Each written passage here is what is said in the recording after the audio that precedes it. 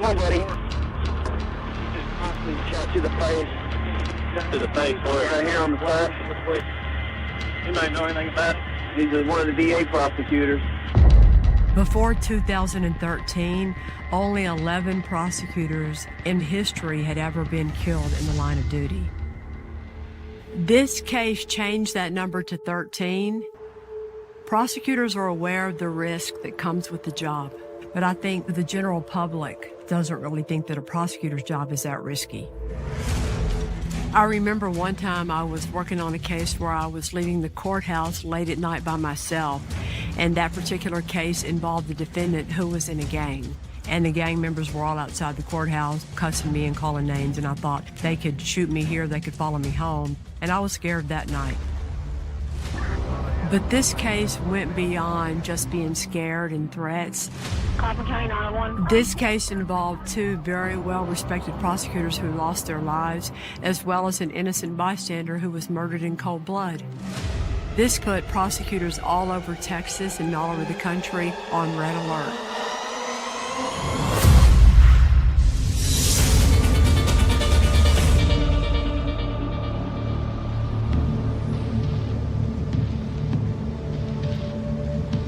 Coffin County 911. Yes, we've got a gentleman on Grove Street and Madison that just got shot. I know. He got a shot in his face. I am at the office that morning. I'm sitting at my desk, and I look out the window, and I see two detectives running out to the parking lot. So I called up to dispatch, and I asked, hey, what's going on? The dispatcher told me that they had just had a report of an attorney being shot outside the courthouse. Come on, buddy. Take your breath. Upon arrival, there were first responders there that were trying to render aid. Come on, Mark. The victim was Mark Hassey from the DA's office. Come on, buddy. She just constantly shot to the face. To the face, boy. Right here on the side. We had already started kind of cordoning off the area, creating a crime scene. There were a few witnesses there, and there are officers already conducting searches for evidence. We found out that a silver sedan had been broadcast as the suspect vehicle. So the focus was find the silver sedan. As we are driving through neighborhoods, I came across one of the ladies that worked in the DA's office, and she was getting out of her car. And I said, hey, there's been a shooting. And she looked at me and she's like, I know, it was Mark. And then she told me that he had died. It was just shock. There's just so many unknowns. We don't know why Mark was targeted, and we don't know who we're looking for other than a silver sedan. And so the schools are getting locked down, the courthouse is getting locked down. It was controlled chaos. He was a good guy. He didn't deserve that. I met Mark Hassey back in the late 90s. I got a job with the district attorney's office in Dallas County. He was representing someone in a family violence case, but he had been a prosecutor in Dallas County before that for quite some time. He's kind of a nerdy guy. He would almost always have a crazy sweater on. And so they're one of those things that you look for. You see somebody walking down the hall wearing a crazy sweater, you know it's Mark Hassey. Mark had no spouse. Mark had no kids. Mark had a brother a little older than Mark, and then Mark's mother. That was all the family he had. I was a detective for the sheriff's office when Mark came to work for the Kaufman County DA's office. There were 4 felony prosecutors. Mark was one of them. Working with Mark was an amazing experience. When he found out I had an interest in the law, he mentored me. He took the time to really delve into the cases with me.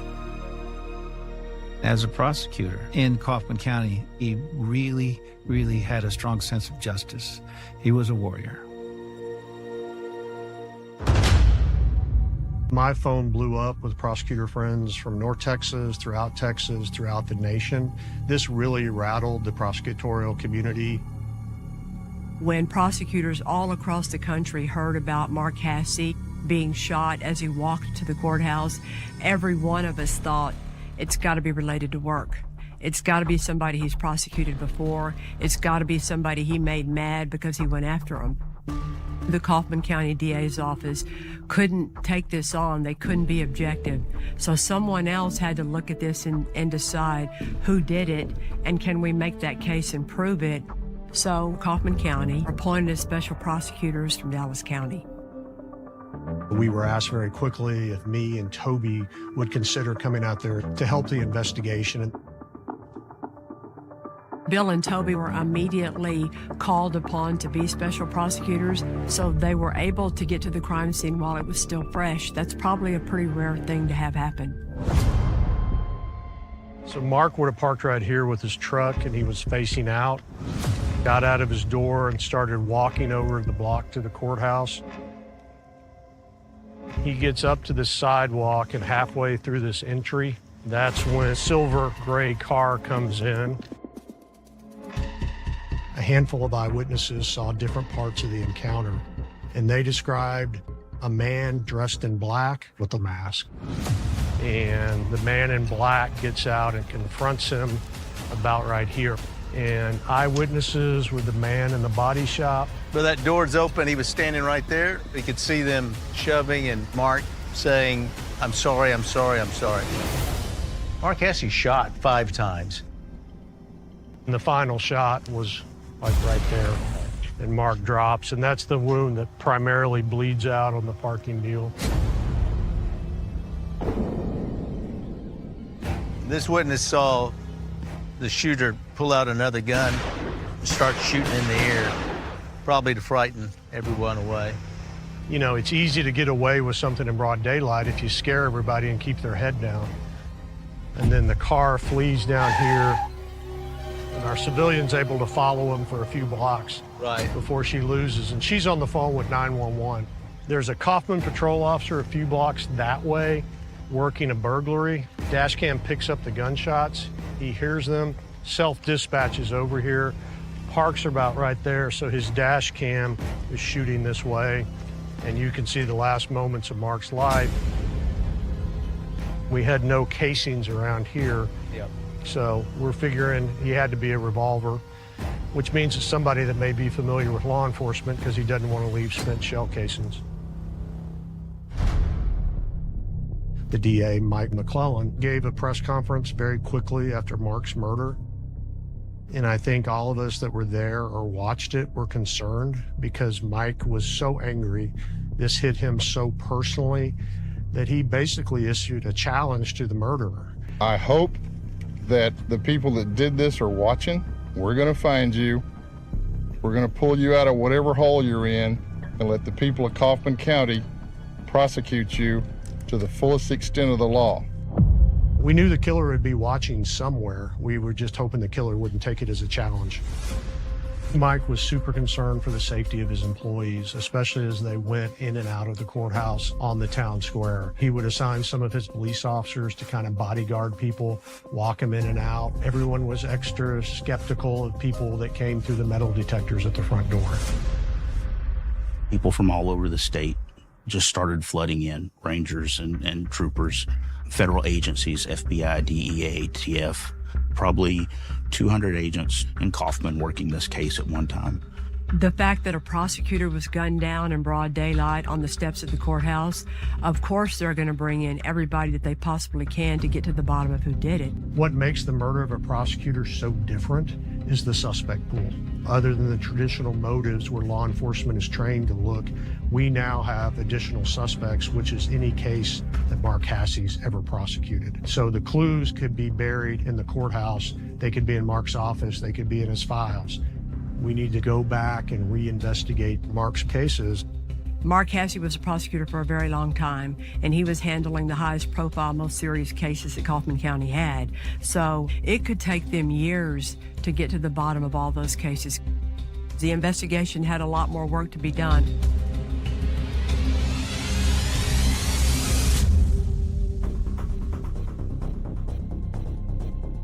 In the months that followed, Kaufman County is still trying to figure out who killed Mark Hasse. I was home with my family in Dallas looking forward to Easter Sunday, and I got a call from the police chief at Kaufman that said, Bill, the sheriff wants you out here. Mike and Cynthia McClellan have been found dead in their home. I hope that the people that did this are watching. We're going to find you. We're going to pull you out of whatever hole you're in. The district attorney and his wife were killed, and I proceeded straight to the McClellan residence. I locked the scene down. The immediate assumption was these murders were connected to Mark Hasse. Now we got to figure out what the connection is. We don't know who we're looking for. We don't know if there's other targets. We don't know who's next. The killer said, "We will not be stopped." And the black bag was this Grim Reaper mask. And it had a pickle jar full of homemade napalm. Even though he looks normal, he is a deadly psychopath.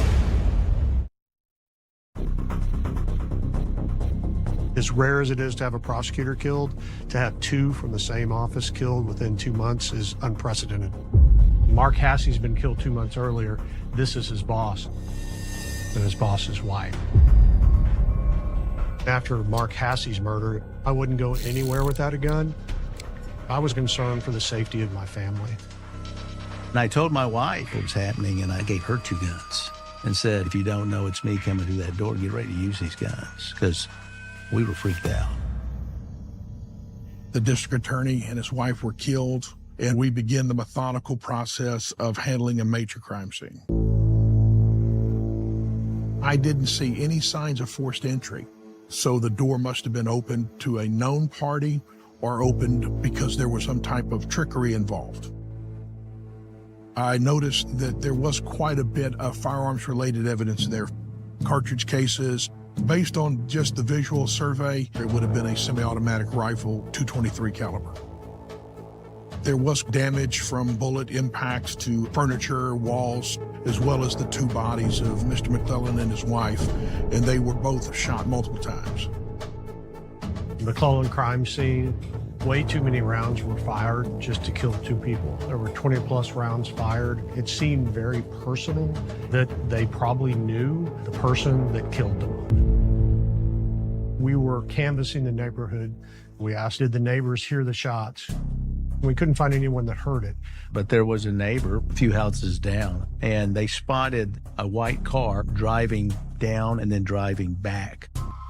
This white car is different than the gray sedan seen fleeing Mark Hasse's murder.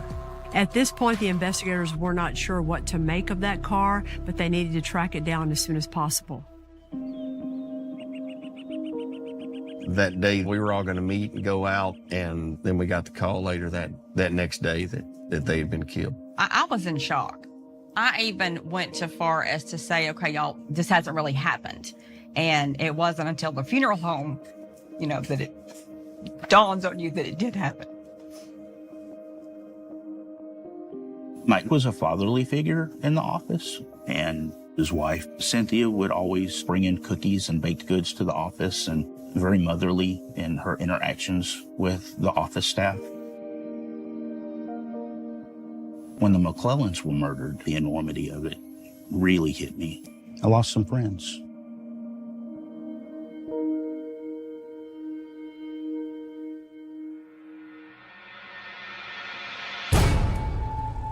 The command post opened back up Easter Sunday.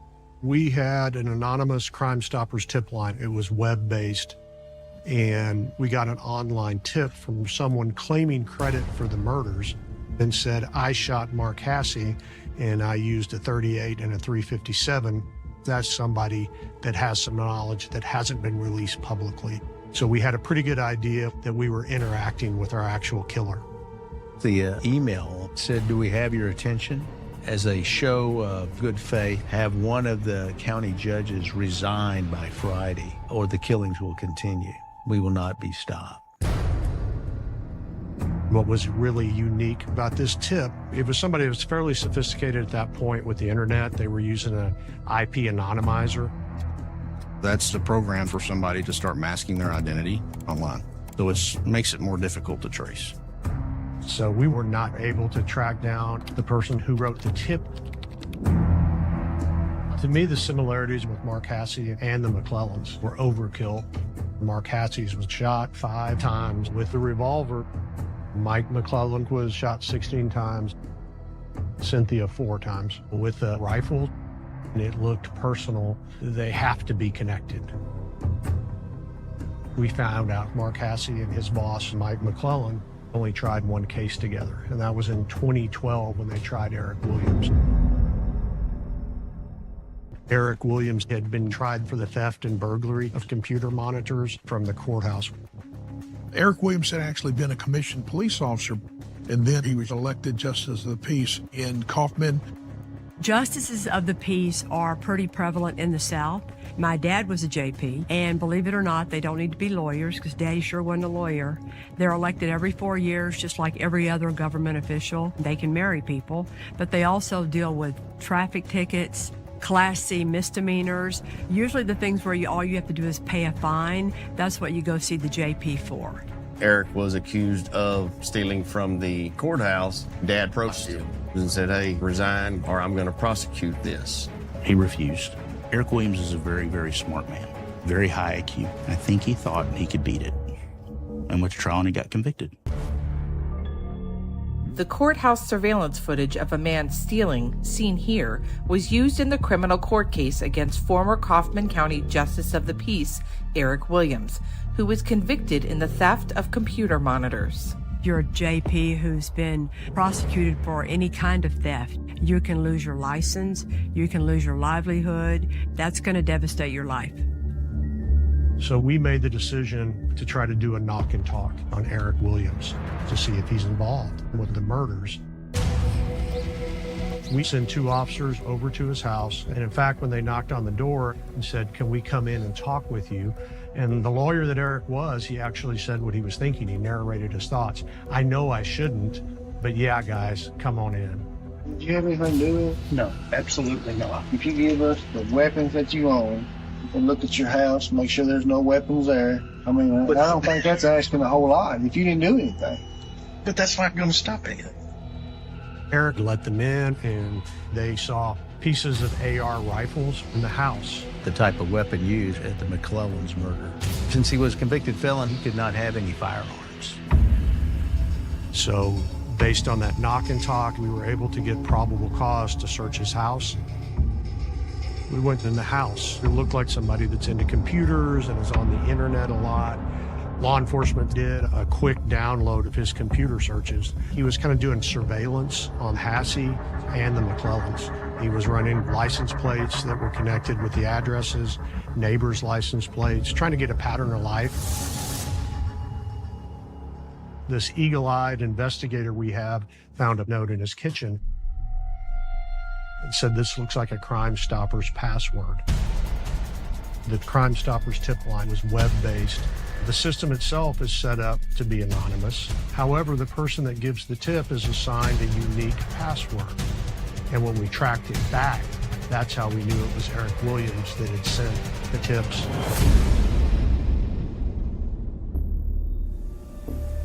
We didn't have enough for capital murder charges. So we had this terroristic threat charge that we had enough evidence to be able to lock up Eric. Eric Williams' motive seemed like it was revenge-driven because of that trial in 2012.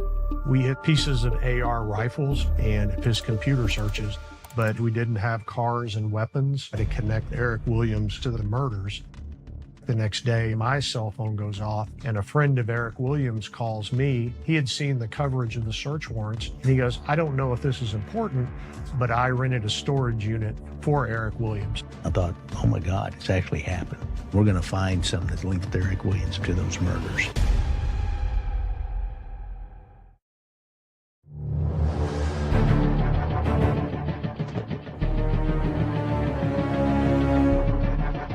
The command post personnel obtain information from a source that indicates he has rented a storage unit at the request of Eric Williams. So we obtain warrants so that we can enter that storage unit and make a search for evidence that might be related to the murders. There was a lot of stuff crammed into it, but in particular, we found a solid white Crown Vic. It looked like the prototypical law enforcement vehicle. We had received information in the neighborhood that there had been a white vehicle in front of the McClellan's home the morning of their murder. We found law enforcement-related memorabilia.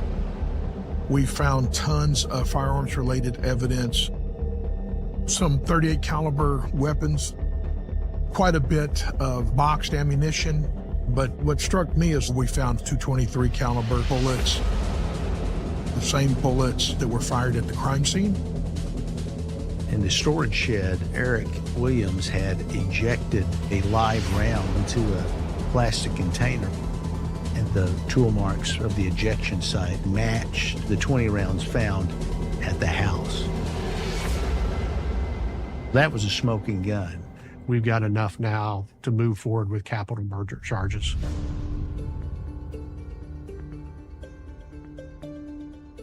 Just the nature of these murders, there's so many moving parts that it was pretty easy for us to believe there had to be more than one person involved. Is there somebody we're missing? People or persons that are guilty of this that haven't hit our radar, because the eyewitnesses from the Hasse murder saw a second person in the car and the shooter getting in the passenger side. So as we're looking at Eric Williams, we're obviously getting information about his wife, Kim Williams. And what we heard from the locals was Kim has bad arthritis. She hardly leaves the house. She takes lots of medicine. We asked Kim Williams to come down to the sheriff's office. She came down voluntarily, and as a part of that, she voluntarily decided to talk to law enforcement. She was talked to by multiple different officers for a long number of hours. Finally, she broke down and gave us that she and Eric were the killers.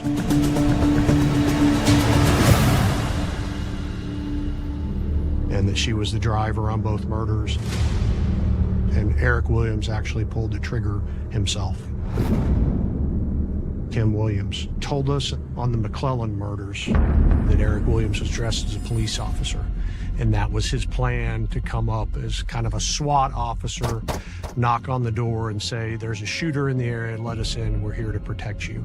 And once she decided to finally tell the truth that she and Eric were involved in these murders, she kind of dropped her head and said, you wouldn't understand. And basically told us that Eric's anger at Mark and Mike for the conviction, she shared that anger. This was a pure revenge killing against the people that had prosecuted them.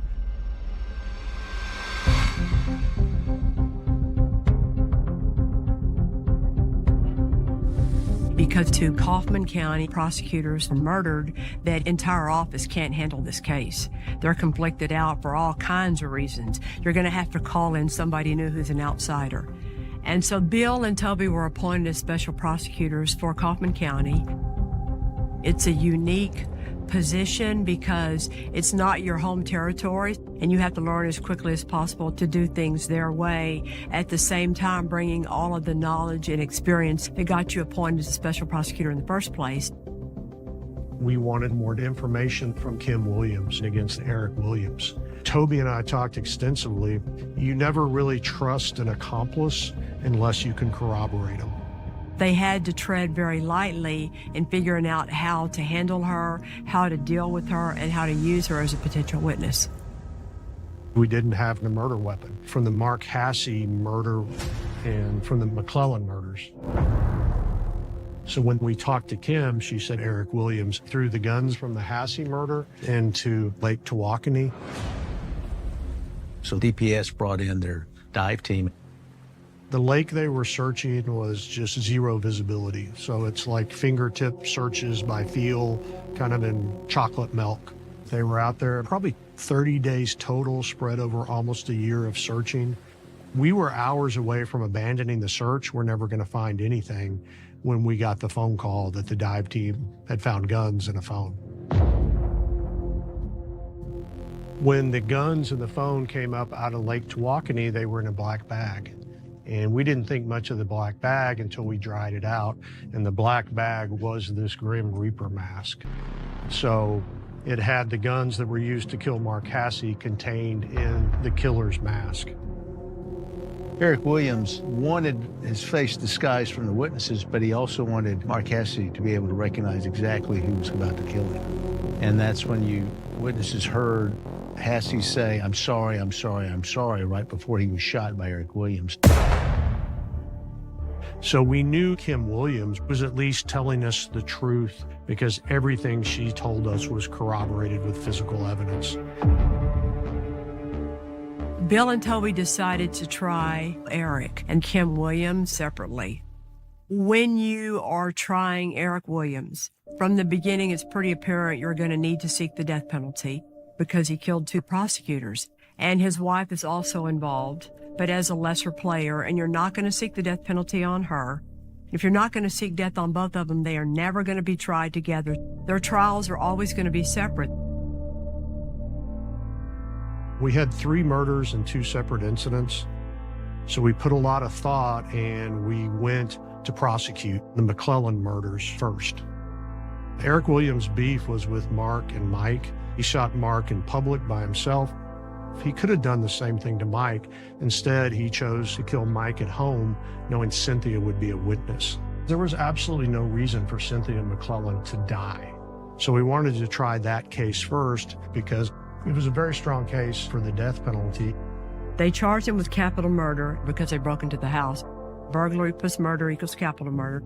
With Mark Hassey, you have to prove the whole retaliation part of it to charge him with capital murder, which is another layer that you have to prove. With the McClellans, you didn't have to even go into that.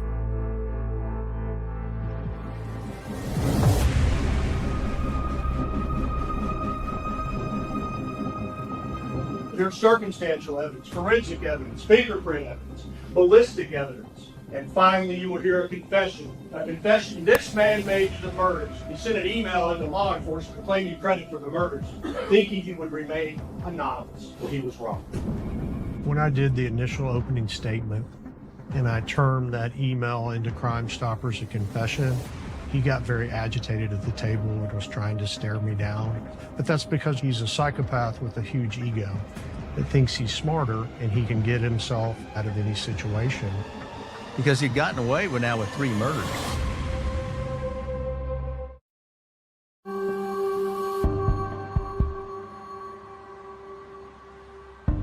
During the trial. But I went very methodically through the evidence, and the 2 key points were the emails about Mark Hassey's murder, where he said the killings will continue. We knew it came from Eric Williams because he left that password for the tip line. The other was the physical evidence found in the storage shed and at the McClellan house.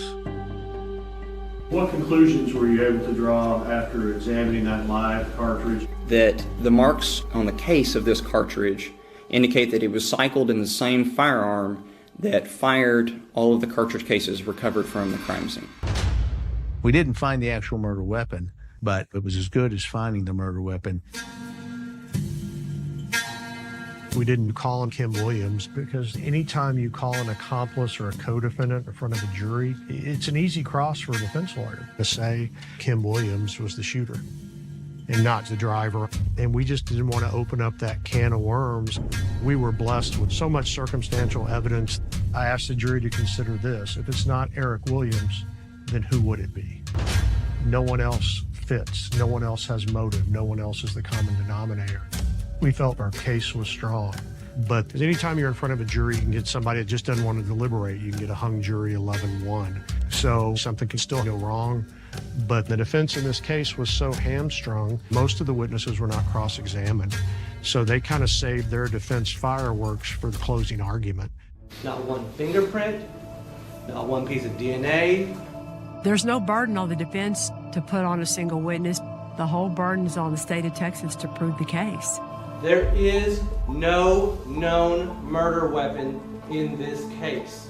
That is the core of the state's indictment, that Eric Williams went into the home and shot Cynthia McClellan. When you have a case like this where the evidence is so strong and so compelling, the only argument you usually are going to be able to make is reasonable doubt. Can a jury say, based on this evidence, beyond a reasonable doubt, Eric Williams is the person who killed the McClellans? It's like a net. You piece it all together, and it tracks Eric Williams. We have proven this case beyond a reasonable doubt, and we'll ask you for that verdict.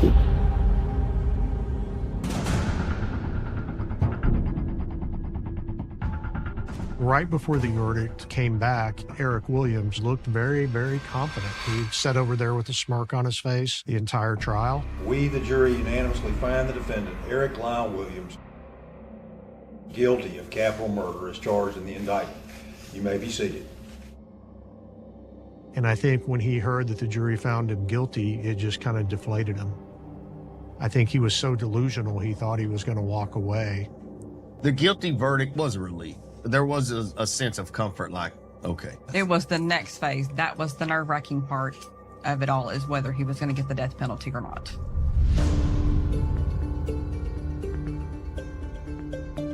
The challenge here for Bill and Toby was, would a jury give Eric Williams the death penalty? Because you're talking about not your usual capital murder defendant. He was an elected official. He was a justice of the peace. He was law enforcement. He worked for the people of Kaufman County for a number of years, and everybody thought he was a good guy. So are you going to give somebody like that the death penalty, or is life without parole a good enough punishment? Bill and Toby have to prove, in order to get the death penalty in this case, two things: that Eric Williams is a future threat to society, and is there anything in his life that mitigates or makes you think that, okay, because of that circumstance in his life, a life sentence is good enough. That's appropriate enough to deserve that over the death penalty. Eric Williams was a Mensa member, so they couldn't say he was mentally challenged in any way. He was raised by two parents in a nice home out in the country. He's given every chance in the world. You know, he had a good job as a justice of the peace. So really, what was the mitigation going to be? Eric Williams looks like every man. And in fact, we made it very clear to the jury that even though he looks normal, he is a deadly psychopath. We actually put on the contents of that storage unit and his massive gun and tactical fantasy collection, just so the jurors could get a glimpse into the mind of Eric Williams. He wasn't this successful lawyer, judge. He was really a violent, dangerous person. And whenever anything went wrong in his life, people were going to pay. Plus, in the punishment phase, we can put in past crimes, bad acts, anything we think might be relevant to helping the jurors. Take your seats at the stand. We were able to track down a girlfriend from 1995. And he said, I have a gun. I have nothing to lose.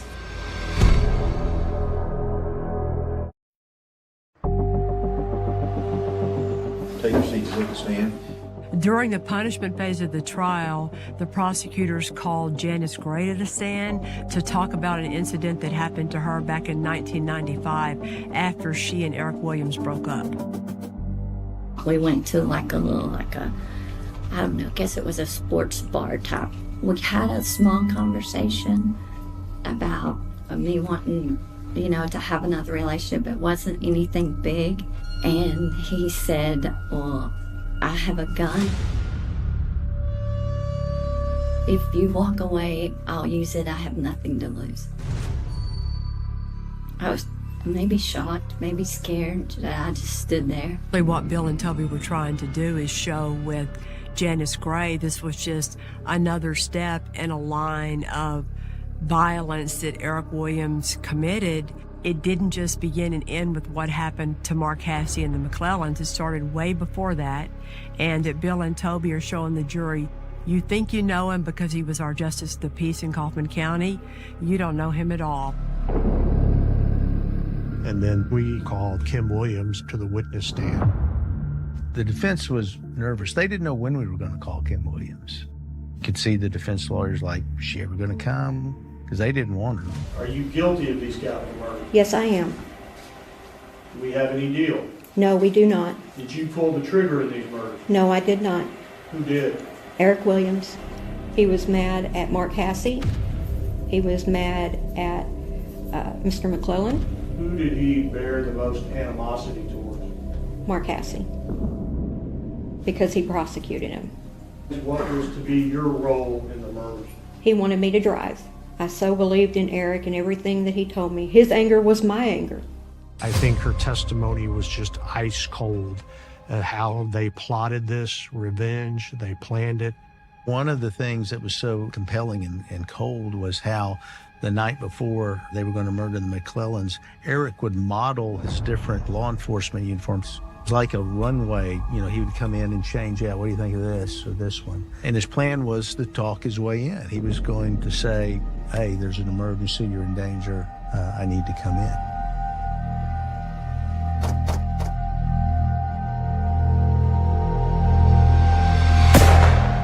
Once he goes into the McClellan home, what happens next? I hear shots. How many? A lot. What did he tell you about killing Cynthia McClellan? That she had to die because she would be there as a witness, and he described it as collateral damage. Kim provided a real glimpse into the sickness that was their life together. She talked about how they went to celebrate after a murder. How do you and Eric spend the rest of the day, the Saturday before Easter Sunday? Cooking out. Were y'all celebrating with steaks? That's correct. What was the mood like at the cookout? Happy. Joyous. The big piece that we really needed for her in a death penalty trial, we had heard about a potential hit list. And I think in our mind, we were thinking maybe it was written down. When we talked to Kim, she said, no, it wasn't written down. It was just a list that we talked about. In order to get the death penalty, we needed that hit list in to prove that Eric Williams was a future danger. After the McClellans were killed, were there more on the hit list? Yes. Who was that? Early Wiley. And who else? Judge Ashworth. They were next to be killed by Eric Williams? Yes. Lots of items were recovered from that storage shed. And one strange item was a backpack, and it had a crossbow and had like a pickle jar full of some weird liquid. They tested it, and it was homemade napalm. That was going to be very compelling evidence for the penalty phase. After the McClellans died, who was going to be next? Judge Ashworth. Why did he tell you he wanted to kill Judge Ashworth? He told me that Judge Ashworth was prissy, a prima donna. He got mad all the time at Eric.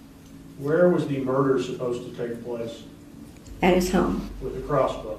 That's correct. What was the napalm for? I guess to drive in an extra kind of FU. He's going to bore a hole in his stomach and pour it in. Why are you cooperating with law enforcement? Why are you here testifying against your husband?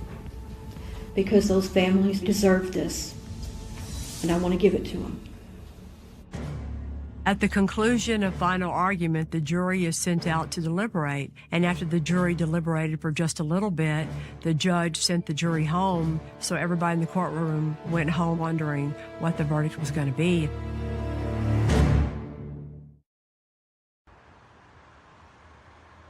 Anytime you've got a jury out and they go home for the night, that's a long night for the lawyers involved, no matter what side you're on. So maybe started second guessing ourselves, because if we don't give him the death penalty, he's going to keep killing.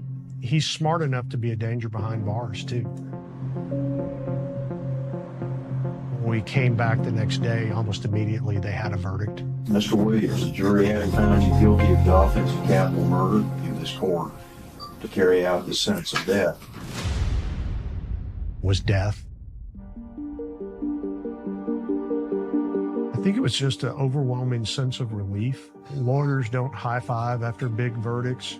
The community didn't high-five on this case. It was just relief that maybe we can try to get back to our normal life. It's not it makes everything better kind of feeling once they came back with the death sentence. People talk about it being a closure. There is no closure. That's not going to bring Dad back. It's not going to bring Cynthia back. It's not going to bring Mark Hassey back. You're still dealing with life without them. We were proud in the Kaufman County Sheriff's Office, and Bill and Toby both did a great job. We couldn't have handpicked anybody better to stand up there and be the prosecutors. Those guys were top notch. After Eric Williams' conviction and death sentence, we sat down with all the family members involved in law enforcement, and we got feedback from everyone involved. Of course, in the run-up to Eric's trial, everyone wanted the death penalty for Kim Williams, including the families. But they were present in the courtroom for Kim's testimony and saw how devastating it was and what a huge role it played in the death penalty for Eric Williams, that they actually had a little bit of mercy and forgiveness in their heart. We ultimately let her plead guilty to 40 years behind bars. So that's the sentence she's currently serving.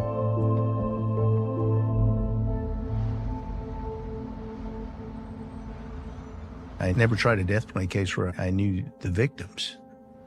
This was the first time that I felt pursuing my passion, prosecuting murder cases, would somehow jeopardize my loved ones and my family.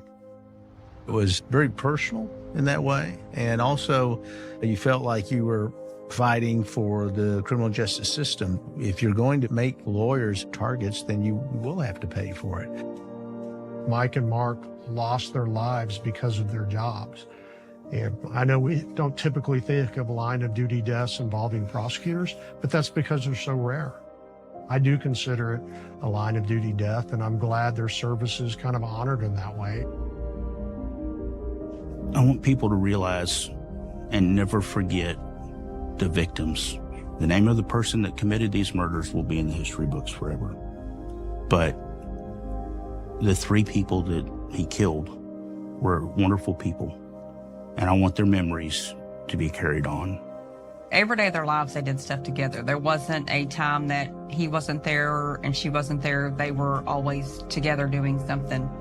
I hope people remember the determination of our father and how he didn't quit and how he was bullheaded, but he loved everybody.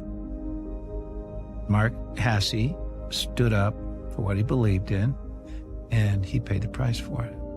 The man who would bring justice for other victims had justice brought for him.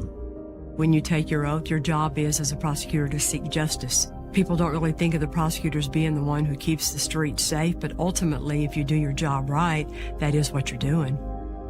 When you hear about the elected DA and his main assistant being murdered in Kaufman County, that was a huge reminder to all of us that it's a risky job.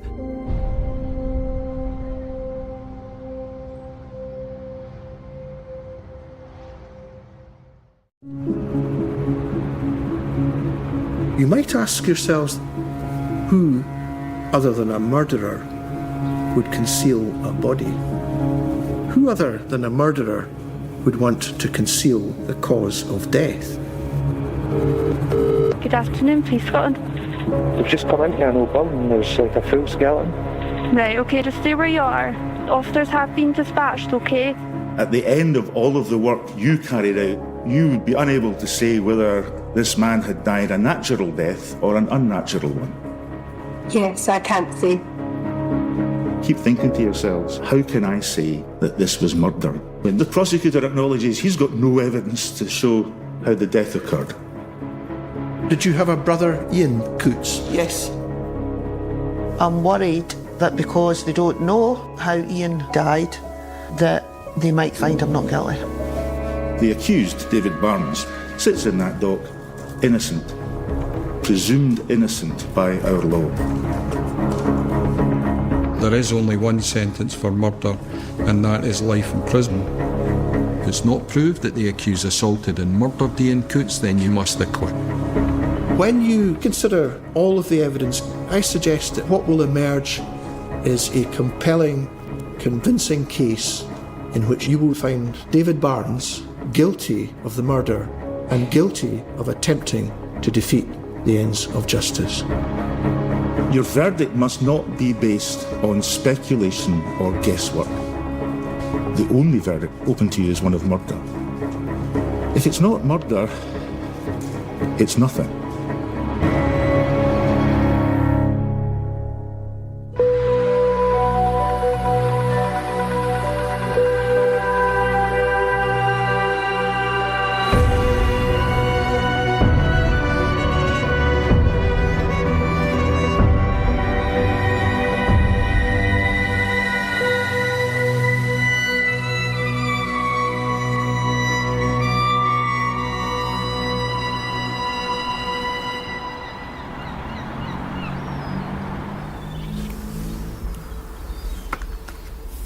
This is a murder trial and it involves the death of a man called Ian Coates, who was last seen alive on the 2nd of September 2019.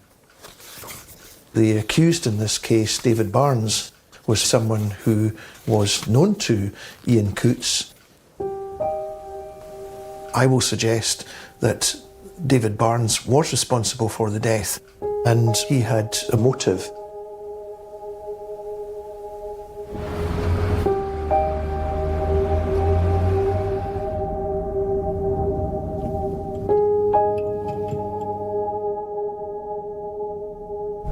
The two biggest challenges in this case is when did death occur and how did death occur? I have to establish that death was as a result of murder. My defence is that the accused is presumed innocent. Let the prosecutor prove otherwise. We are not seeking to establish the truth. The criminal trial is not about truth, it's about proof. The focus is whether the allegations made by the state against the citizen can be proved or not.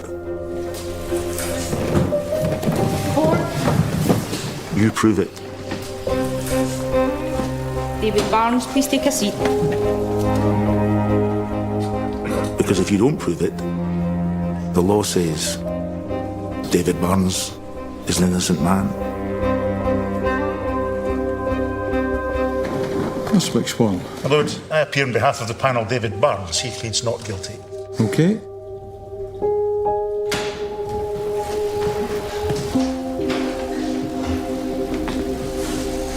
Now, ladies and gentlemen, because of the presumption of innocence and the burden of proof, the prosecution case goes first. Advocate Dick. Thank you, my lord. The first witness for the Crown is James Fenton. Okay. Raise your right hand to take the oath. Repeat after me the following words. I do solemnly and sincerely. I do solemnly and sincerely. And truly. And truly. Declare and affirm. Declare and affirm. That I will tell the truth. That I will tell the truth. The whole truth. The whole truth. And nothing but the truth. Nothing but the truth. Okay. Advocate Deputy.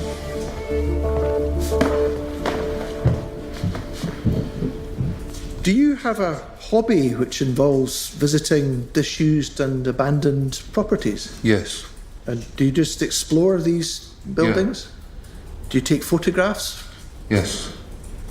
On the 27th of September 2020, were you intending to go and explore Whitehill Industrial Estate? Yes.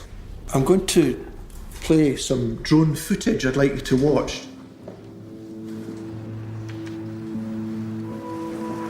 Do you recognise this as the Whitehill Industrial Estate? Yes.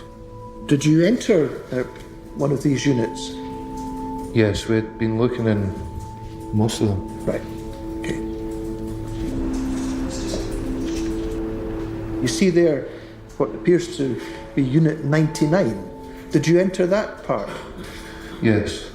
Do you see to the right there's a small room? Yes. Did you go into that area? Yes. What did you find? First, I thought it was just like animal bones. And then I went in and I had a bit of a look, but there was stuff over the top. So I kicked like a wee black tray off the top of it.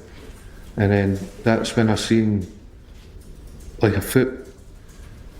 And then when I looked in further, you could see the back of the skull up the other end. It was when I noticed like the mummified skin on the back of the neck and on the back of the ankle. My lord, I propose to show a photograph of the remains, and I just give notice, ladies and gentlemen, as to what they're about to see. So I take it you've selected it's for information rather than... It is. The shop. Consider carefully whether it's necessary and how often it should be done. Okay, Advocate Deputy, when you're ready.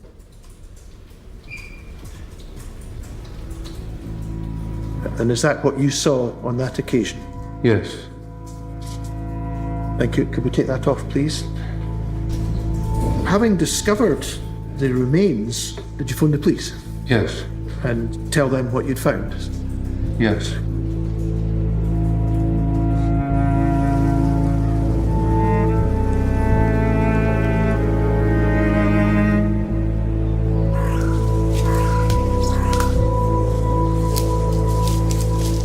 I had never been to this area before. I was called out to the scene. It was an area that had just been completely neglected for many, many years. And this individual had been callously dumped. It was a pretty sad scene, to be honest. Certainly not where you want your loved one's final resting place to be. Pretty much looks the same as it did on the day that I first came here. Dumping ground for those that choose to fly tip. Well, there's old sofas and fridges and parts of cars and everything here. You were thinking, why? Why have you ended up here? Why have you died, and why are you in Whitehill Industrial Estate?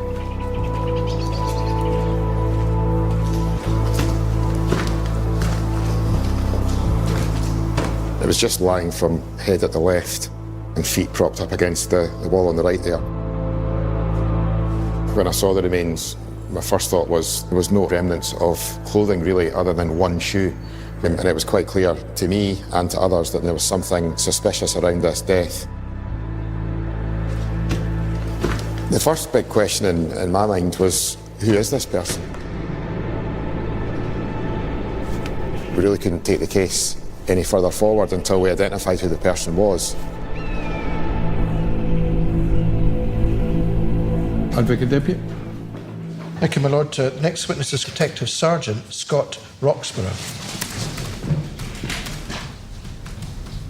Were you deployed as the crime scene manager in connection with human remains discovered at Whitehill Industrial Estate, Glenrothes? I was, yes.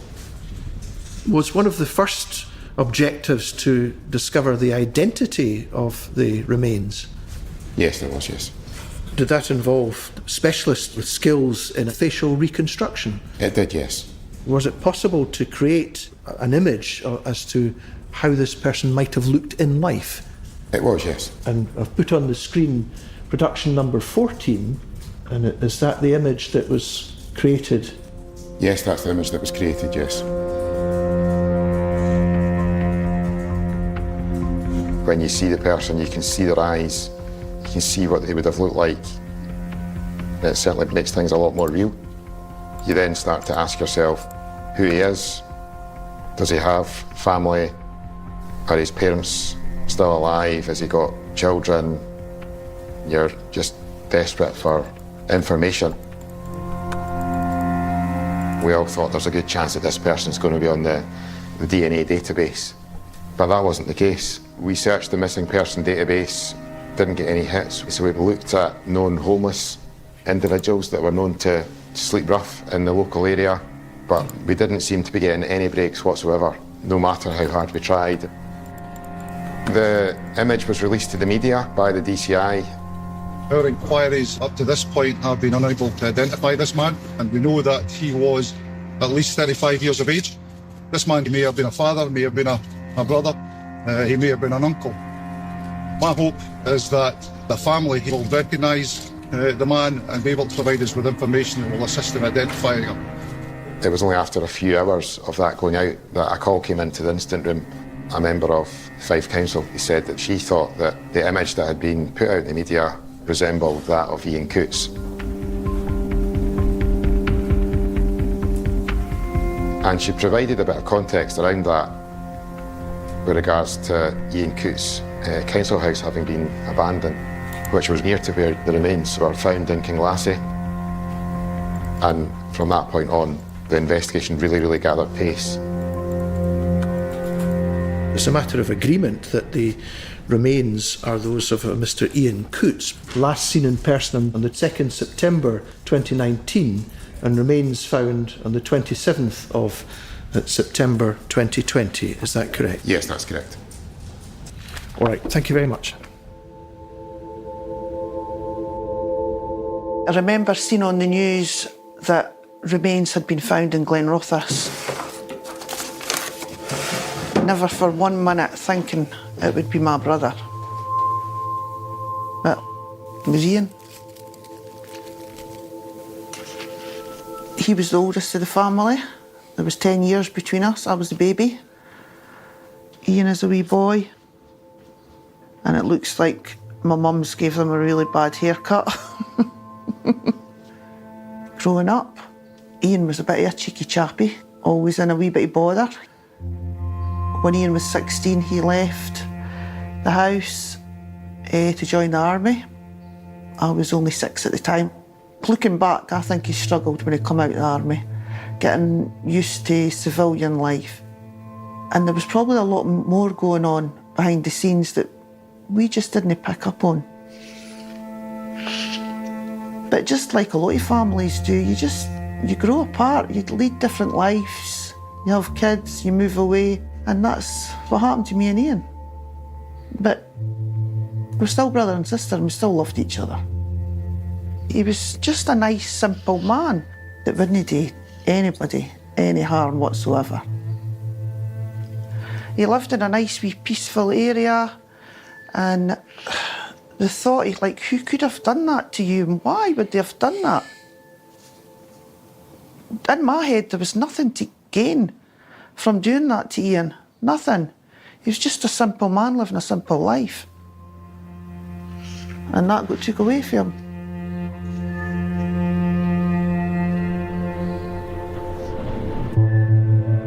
The next witness is Audrey Reid.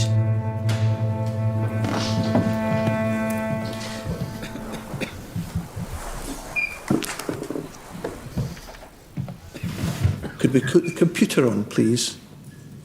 Do you recognise that as a picture of Ian? Yes. Is Ian the person sitting next to the table with his arms outstretched? Yes. When was the last time you saw Ian Coates? Quite a few years ago, round about 2018. As of 2018, when was the time prior to that you'd been in touch with him? I couldn't say. Right. But should we understand then that you were not in constant contact with him? Or he with you, is that correct? Now, in 2019, I don't need an address, but where were you living? Near Montrose. Near Montrose? In Angus. Right. Were you residing in England in 2019? No. No.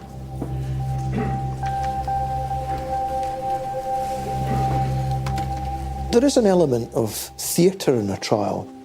Some evidence will be led which might not seem important at the time, but will have relevance to evidence led later in the case.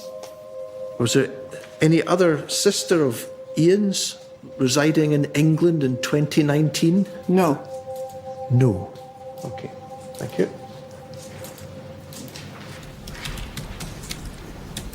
Was he married at one point? He was. And did he have children? Yes, 3 children. 3 children, right. Would it be fair to say that for various reasons you had drifted apart? Yes. Yes. My mum was married to our dad for 10 plus years, and the dynamics in the relationship, it just broke down. So my mum felt it best that, if we were to leave. How old were you? You were... I think about 5 to 6. That was it, and I was about 2, 2.5. Yeah, I moved down to Colchester. Yeah. I remember leaving that day. We saw them then and then didn't see them again until I was an adult. I think we tried to sort of form a bond again, didn't we? But it was quite difficult. It's complicated. Yeah. And then I haven't seen him for like 10 years or 11 years until obviously we got this phone call. I just wanted to be here because he was still our dad and he really died in an undignified way. You kind of almost feel a sense of guilt in a way because we were estranged, but he was still our dad and there's still a lot of feelings there. We could have had that chance to get back in contact with him, but the fact that someone's taken that chance away for us to ever be able to reconnect with him, I think that was quite gut-wrenching.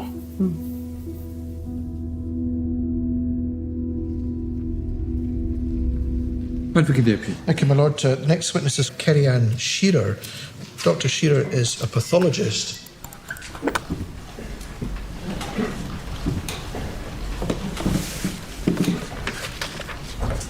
And what is meant by the term forensic pathologist? A forensic pathologist is a pathologist who looks to ascertain the cause of death in cases.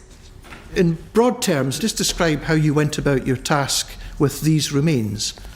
So this was a very difficult and complicated case, trying to determine how long the skeleton had been at the scene, and is this where this person was killed, or had they been killed somewhere else and brought to this scene? The body underwent a full CT examination at the time of the post-mortem. Were you able to ascertain a cause of death in this case? I wasn't, no. Now, could you turn to page 4, please? Could you read that for us, please? The general absence of skin and soft tissue, in addition to no chest or abdominal organs being present, makes it impossible to ascertain the cause of death in this case. But notably, there was evidence of charring to a number of different areas of soft tissue and bone. So, would one possible explanation for the charring be that someone attempted to set fire to the skeleton? Yes. Right, thank you very much. The question of how death was caused is absolutely fundamental to this case. The question which the pathologist wants to answer in every case was not answered here. If the prosecutor doesn't know how they died, and the very best medical scientific evidence can't say how they died, then how can the prosecution prove that he was murdered, and murdered by David Barnes? And I say they can't. And that's the focus of my attack. Dr. Shearer, you will very rarely find yourself unable to ascertain a cause of death. Is that fair to say? Absolutely, yes.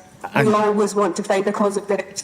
But at the end of all of the work you carried out and all of the expertise you brought to bear, you would be unable to say whether this man had died a natural death or an unnatural one. Yes, I can't say. I say there's a gap created by the pathologist's evidence. It's a gap which covers the fundamental question in the case: when, where and how, and by whom was Ian Cootes murdered? And if you can't answer the when, where and how, you don't get to ask the question by whom. And that's the gap. That's where the story breaks down. But it's a pretty fundamental point, which I have to exploit. Advocate Dick. Thank you, my lord. The next witness is Valerie Henderson. This is what we term a circumstantial case. I don't have direct evidence of what occurred to Ian Cootes that led to his death. So the task is to build a case on the surrounding circumstances, which would start with evidence of why someone would want to harm Ian Cootes. What was your role in 2019? Okay, so people claiming benefits, universal credit, would be allocated to work coaches, and we would try and help them look for work. Did that involve someone called Ian Cootes? Yes. Now, could you have before you, please, Crown Production 42? Yes, this is his universal credit records, yeah. But on the 27th of August 2019, would it right to say he was due to receive quite a bit of back money, £2,017.76 to be paid. So he would get that as benefit. Yes. So in August of 2019, he was going to be a bit more flush with money than he would normally be. Would that be accurate? All right. Thank you very much. Mr. Mixwell? I have no cross-examination. Thank you. Thank you. The prosecution may say there's clear evidence of a motive for murder. It doesn't make sense to me. I would hope the jury would ask themselves the question, would someone really murder another human being for that sum of money? If the jury don't accept that, The risk the prosecutor runs is that he weakens his case for the murder by pinning his case on a motive. Okay, right, ladies and gentlemen, we'll adjourn now and we'll see you tomorrow sharp at 10 o'clock.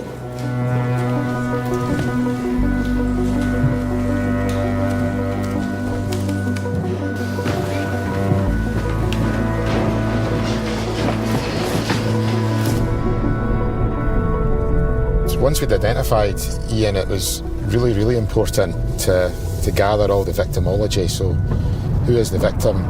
How do they lead their life? What do they do? What do they spend their money on? Nobody had a bad word to say about Ian. You know, and he was just generally known for being a cheery, jovial chap about the village. He was a man of routine, went to the same shops at the same time on the same day of the week. We looked at his finances, for example. He spent his money in the same pattern for a number of years, and it was quite clear that after September 2019 there was a complete change in that pattern of spending. His house was just up here on the right-hand side. Ian stayed in what's typically known as a 4 in a block, and neighbours both upstairs through the wall and diagonally upstairs from him were all able to provide little bits of evidence, and it was quite clear that there was a very close association with David Barnes, and that he was doing some decorating work for Ian in the flat.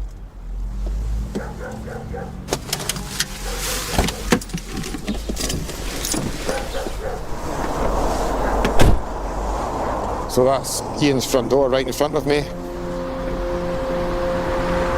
The upstairs neighbours, they turned out to be really significant witnesses.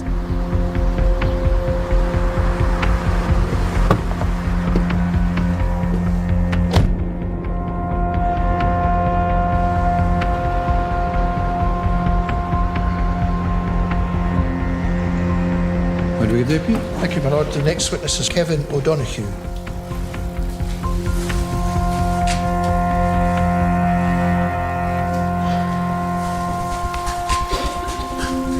Put the screen on, label 51. Do you recognise that as Main Street, Kinglassie, in the block of flats? Yes. Is that the entrance to Ian's property? Yes, and the entrance to mine is the side. That's it, that's my entrance, yes. Did you get to know Ian Coots reasonably well as a neighbour? Yeah, he was always out in his garden weeding, and any time I would see him, he'd say hello. Were you aware of work being undertaken in his flat? From memory, I think he was having a new bathroom fitted, or flooring even. And was that around the time he went missing? Yes, it was, yes. Did you see the workmen attending for that purpose? Did you ever speak to the workmen about where Ian was? Yes. Could you have, before your Crown production, 179? Well, if I just read it to you. Yeah. The next time I saw the workman at the house, he told me Ian definitely wasn't coming back, as he was going to live with his sister in England. Is that what it says in the statement? It does say that, yes. Did something happen involving your wheelie bin? It did, yes. This was obviously the time Ian went missing. I saw the guy who was doing the work putting a bin in the back of his car. What type of car was it? It was a silver Volkswagen Golf. Could we put the screen on, please? Photograph number 1. Does that look like the car? Yes. That you saw? Did you take that photograph? No, my wife did. Just tell us what you saw happen. It was actually putting the bin in the, through the back for the boot. Did you form the impression that there was something heavy in the bin? Heavier than an empty bin, yes. As a consequence of that, did you send a text message? Yes, I did. I sent it the day after to Ian, asking, why's the guy taking my bin? So, if the date there is Wednesday, 4th September 2019, yesterday would be the 3rd of September 2019. Do you agree? Yes. So that was that when it happened? Okay. Have you ever been to Whitehill Industrial Estate in Glenrothes? No. Had you ever gone into any of the disused units? Absolutely not. No. Could you look, please, at Crown Production number 24? Is that or part of a letter which you had received at some point? Yeah, it's basically my overdraft. And ultimately, did you discard that letter in your grey bin? Yes. Right. Was that the grey bin that you saw the workman with? Yes. Yes. If this piece of paper was found at Whitehill Industrial Estate, could you offer any explanation as to how it got there? Not by myself, no. Not by yourself? No. Okay.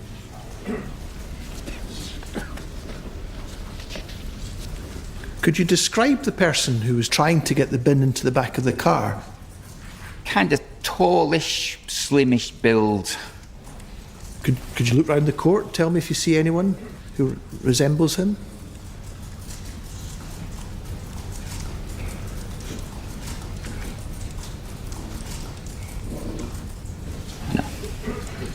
No, I can't. No. Okay.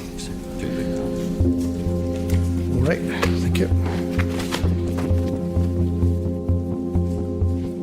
Had Mr. O'Donoghue identified the accused as the man he saw, that would have absolutely cemented the case, because our case is that Ian Cootes was in that wheelie bin and that David Barnes was responsible for the murder. So I have to think about other means of making that link. Advocate Deputy. Thank you, my lord. The next witness is Crown Witness number 18, and I understand the arrangements are in place. Yeah, and it's a live link, isn't it? It's a live link. Yeah. Yes. Okay.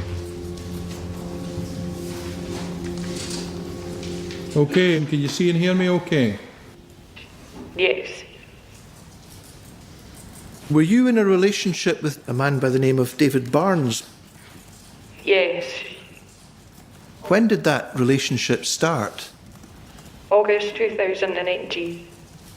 Were you in fairly frequent contact by means of text messages? Yes. On the 3rd of September 2019, were you trying to get in touch with him that day? Yes.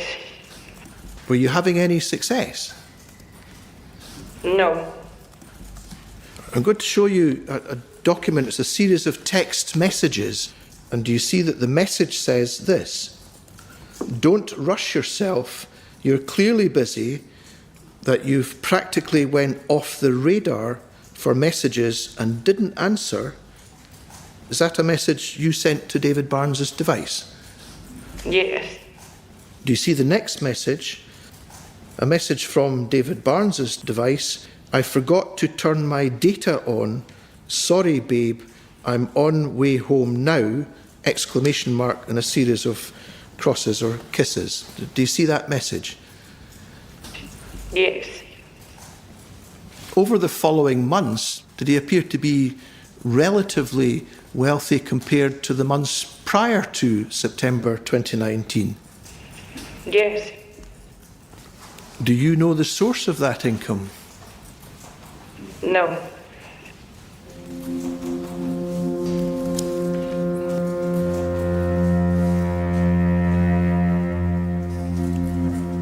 Now, this is production number 30.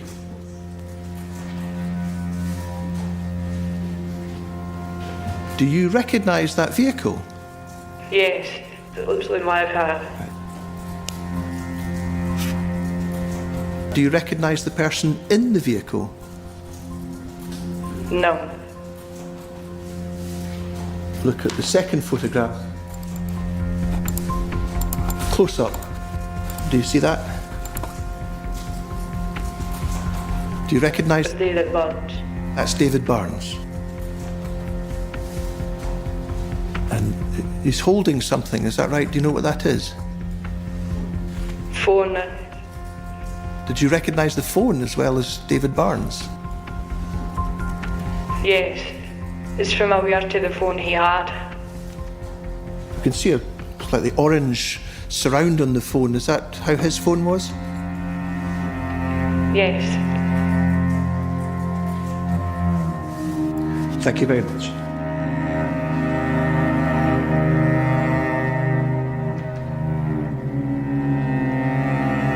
Mr. Explorer, you've crossed? No cross, thank you. Okay. The witness was able to identify the accused as the person in that photograph. But the challenge for me is to lead evidence that will demonstrate a link, evidentially, between the accused and the industrial estate. Were you asked to assist in the investigation by the police into the death of Ian Coates? Yes, that is correct. What was your task in that case? I was asked to look at material from Volkswagen Golf, and in particular the carpet from the front footwell. This contains all the material that potentially transfers from the driver of that vehicle, transferred from a place they'd been. What did you find there? What we recovered was plant material, and it was the same species as found outside the industrial units in Glenrothes. Could that be explained as one possible explanation that plant material, as you've described, has been uplifted from Unit 99 Whitehill Industrial Estate and has come into contact with the carpet of the Volkswagen car? Yes, that is correct. All right, thank you.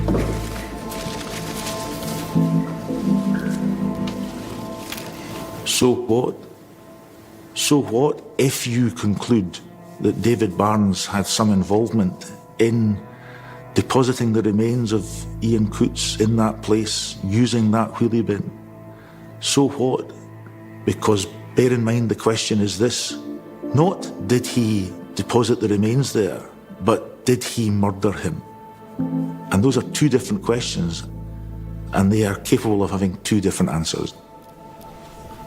Right, ladies and gentlemen, that's all the evidence you're going to hear today. Keep an open mind.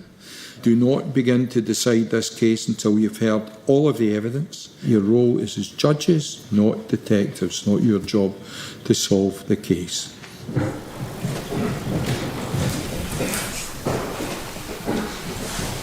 Every time he walked into that court, I stared at him and never took my eyes off him.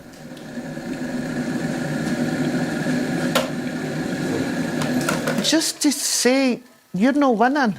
That's why. I see you, and I wanted him to see me and his daughters was there because Ian had a family.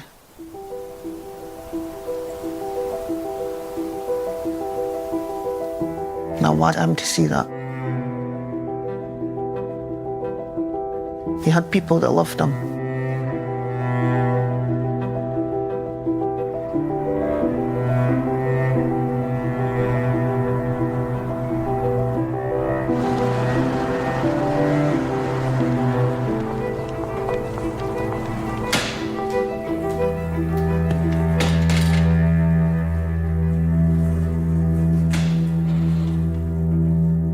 Because I'm not able to establish how Ian Coates died, if the accused were to say that he came upon Ian Coates in his apartment and found him dead, then there's nothing I could do to contradict that.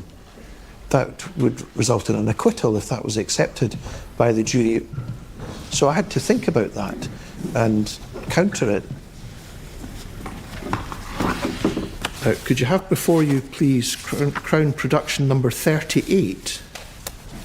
And is that a transcript of the interview which took place at Falkirk Police Office on the 15th of December 2021? Yes. Would it be correct to say that throughout most of the interview, Mr. Barnes essentially responded by saying no comment?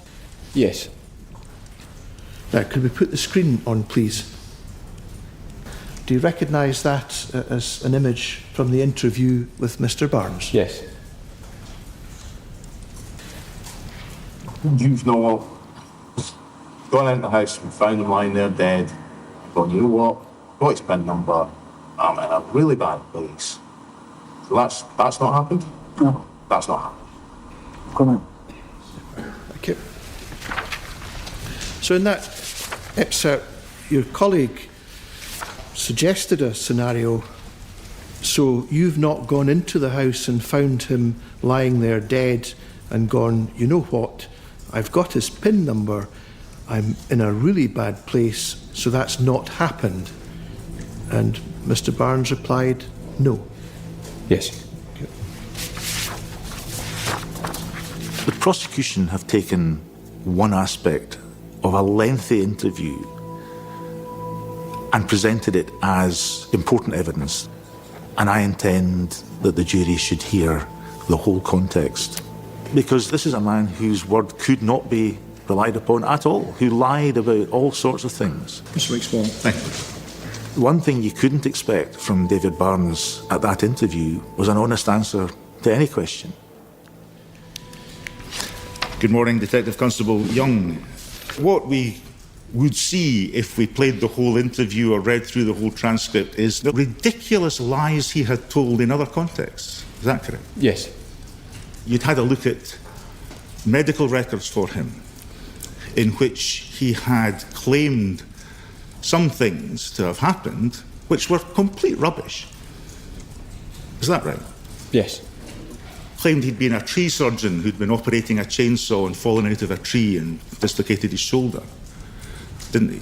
Yes. And that was just rubbish. I put it to Mr. Barnes during the interview that was a lie, yes. So there were many examples which you were able to put to him of just the most ridiculous lies being told by him. In regards to those points that you've... Yeah. And we go to page 86, towards the foot of that, your colleagues asking, so you've not gone into the house and found him lying there dead and gone, you know what, I've got his PIN number, I'm in a really bad place, so that's not happened. And David Barnes says no. You wouldn't know whether he was telling the truth or lying about that when he said no. Yes. When Mr. Barnes answers questions in this interview, you've no idea whether he's telling the truth or lying. Thank you.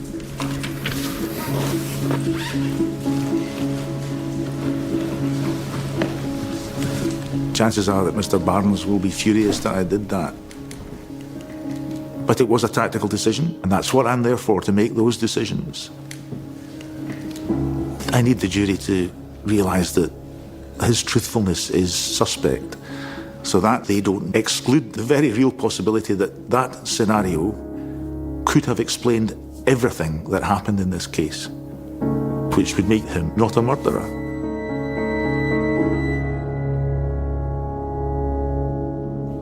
Advocate Depute. Thank you, my Lord. A substantial amount of evidence has been agreed and is embodied in a joint minute. There's no doubt this will save several days of court time. Right, ladies and gentlemen, the facts set out in the joint minute of agreement must be accepted by you as proven fact, as conclusively proved, and must be taken into account when you come to deliberate and consider your verdicts. I'll invite the Crown Junior, Miss Campbell, to read it to you. My trial strategy is that some event took place on the 3rd of September and that Ian Cootes died at the hands of the accused. I don't know how, but when you look at his conduct in the immediate aftermath, then this is a compelling case for murder. Between 31st August 2019 and 18th January 2020, David Barnes did order a variety of goods and services at a total cost of £606.69 and did make payment via a PayPal account held by Ian Cootes. 2. On various occasions between September 2019 and January 2020, David Barnes did, by means of a nationwide building society bank card in the name of Ian Cootes, obtain fuel to the value of £398.39. On 29th of October 2019, David Barnes did apply for credit facilities and a credit card in the name of Ian Cootes, and in support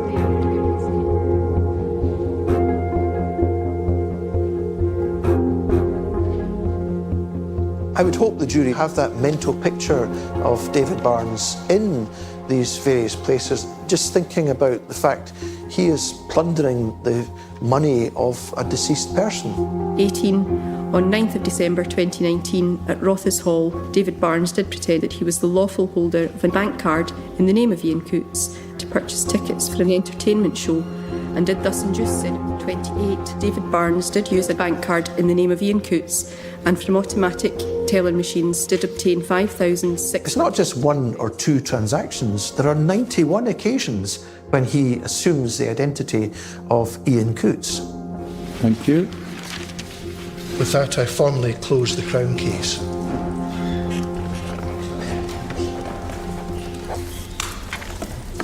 The joint minutes point significantly to David Barnes having committed various crimes of fraud.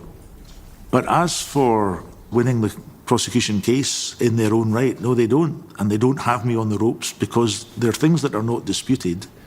I have to acknowledge and accept that they're right. But still come to the question, what is it about those agreed facts which can make you sure that David Barnes murdered Ian Cootes? Mr McSwan, you want some time just to consider the... Yes, but where you clearly are. an important stage of the trial has been reached. It is desirable that at this stage Council have the opportunity to take instructions, and I would welcome an opportunity to have some further time to well, do you're that. well entitled to it. Right, ladies and gentlemen, Mr McSwan has requested to have some time just to reflect on where he is in relation to the defence case. So the best thing to do is to adjourn now, and we'll see you at 2 o'clock.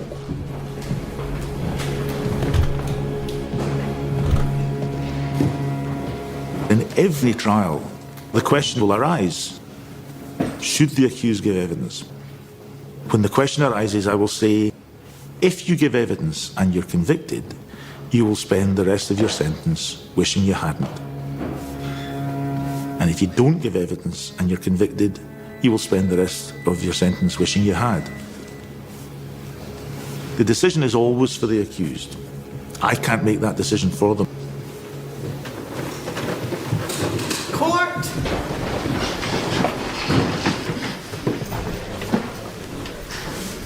Mr McSwan. Thank you, Well, Lord, I'm grateful for the opportunity to consider the position at the close of the Crown case and take instructions from David Barnes, and I can advise the Court that in consequence of that there will be no evidence led or given on behalf of the accused.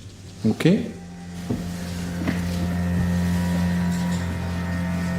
Right, ladies and gentlemen, that's all the evidence you're going to hear in the case. So the next stage in procedure is to hear speeches on Wednesday morning. Okay, so see you Wednesday, 10 o'clock.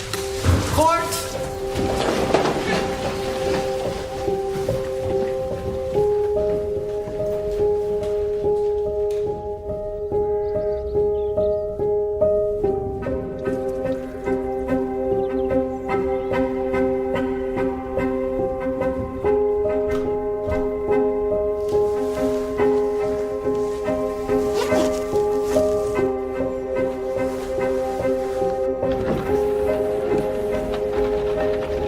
The biggest challenge in this case is that we do not have a cause of death. The jury will be invited to convict someone of the murder of a man when we have no idea how he died. So that's quite a challenge. I have to explain how the surrounding evidence is such that it would allow an inference that the accused was responsible for his death, because they may well ask themselves, how can we convict someone of murder when we don't know what he did?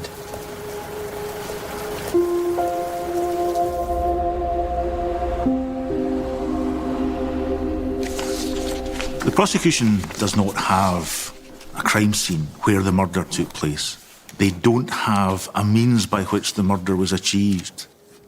They don't have a murder weapon. They don't have any proof of injuries. They don't have any eyewitness. They don't have anyone hearing the kind of sounds of a disturbance one might associate with a murderous attack. And in most cases of murder, you would expect them to have some or all of these. If you don't have these things, the prosecution can be satisfied that David Barnes murdered Ian Cootes. But the question is, can the jury be satisfied? And I say they can't.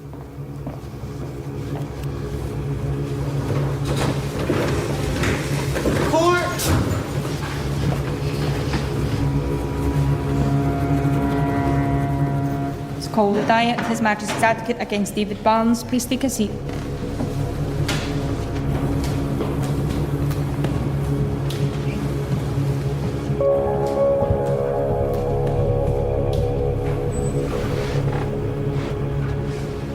Good morning, ladies and gentlemen. You're about to hear speeches, so when you're ready, Advocate. May it please the court.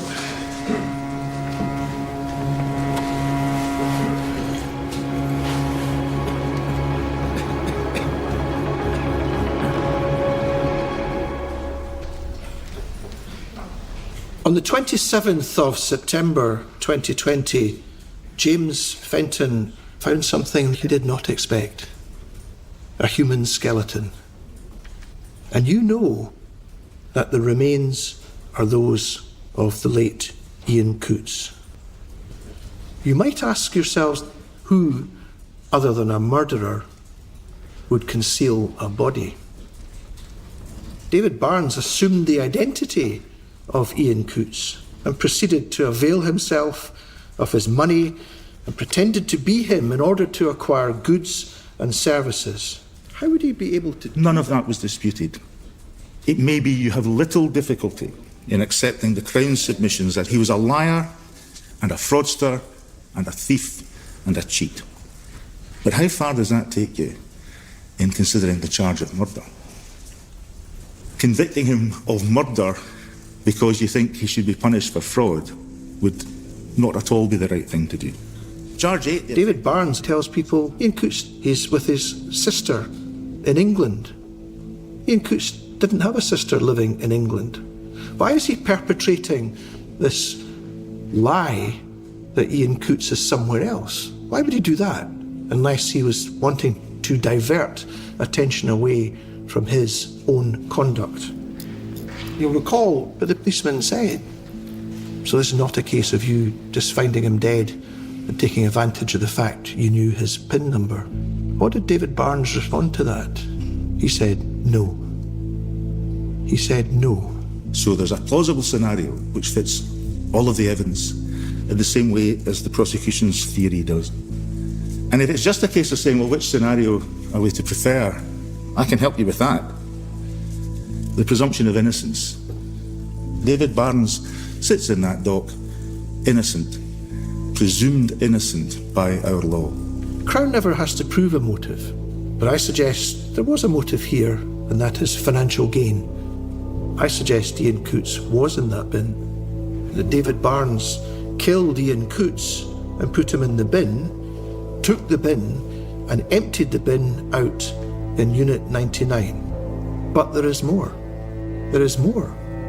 David Barnes is attempting to burn the body to conceal the identity, to conceal the cause of his death.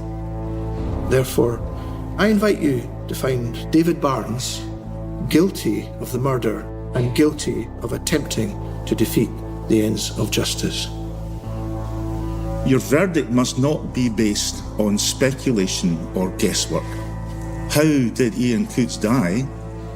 If you can't tell yourselves in your discussions that he was murdered, then you can't bridge that gap by guesswork. We heard evidence from a highly experienced pathologist who told us it was quite possible he died a natural death. Ladies and gentlemen, I say it is simply not possible to be sure to the required standard that this man has been proved to have committed murder. And if that's the case, the true verdict, according to the evidence, is one of acquittal. And I thank you for your patience. Thank you, ladies and gentlemen.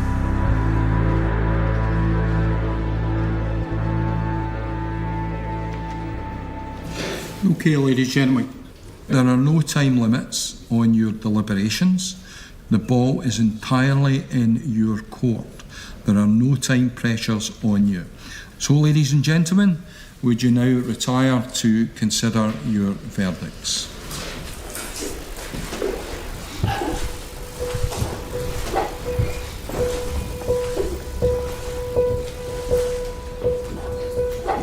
Look at the jury and what they're thinking and how they've seen the case.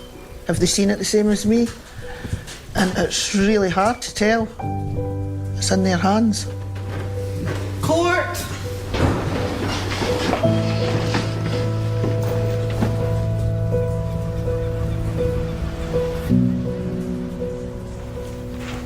I'm worried that because they don't know how Ian died, that they might find him not guilty.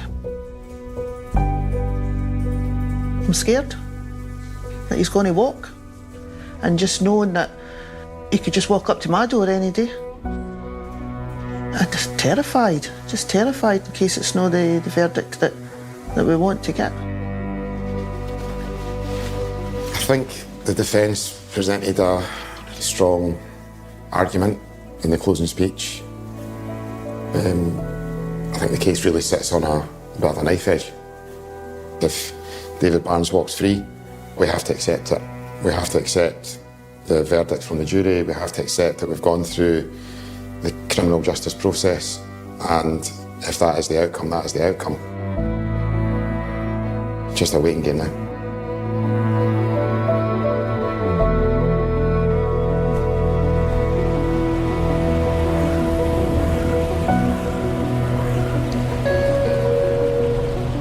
In the High Court of Justiciary, in Court Number 3, His Majesty's Advocate against David Barnes. Court Number 3, this is the verdict.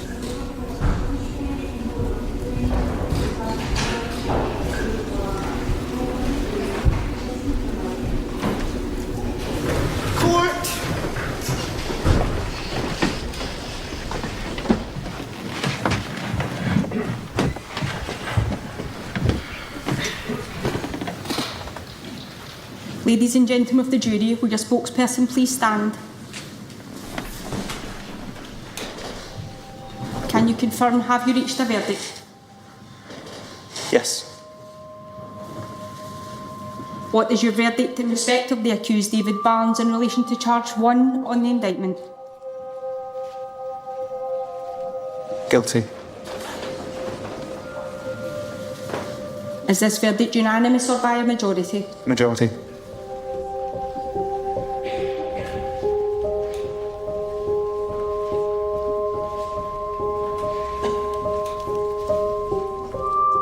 Please be seated whilst I record the verdict. Thank you.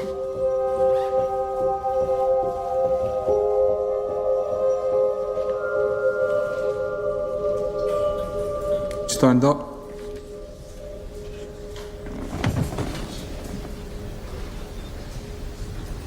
What you did was callous, the murder of a man who did you no harm.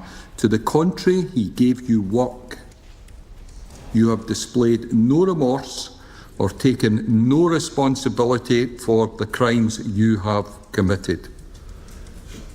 There is only one sentence for murder, and that is life in prison, which will be coming your way. I'll wait for the Criminal Justice Social Work report. I'll then tell you what the sentence is. What you did was despicable and evil. Take him away.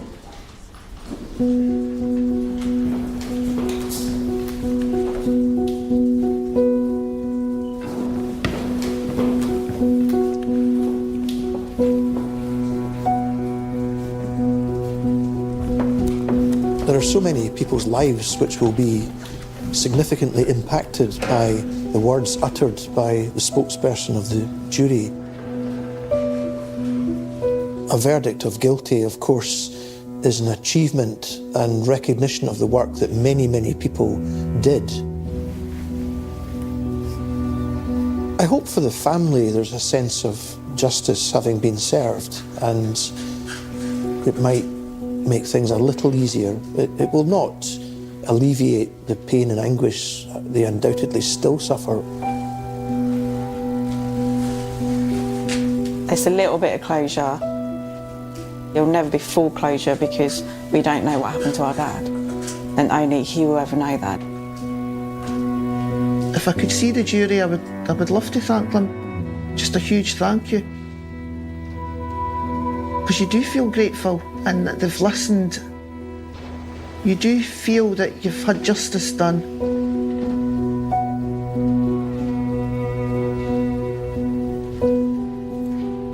I thought the jury were going to acquit him. But there we are, that's what we have trials for. Every defence lawyer is familiar with the question, how can you defend them when you know they're guilty? I don't know who's guilty and who's not guilty, and it's not my business. The law presumes him to be innocent. Defence Counsel's role is to ensure that this democratic country can boast of a proper criminal justice system in which the rights of the accused citizen are fully protected. And that's why I defend them.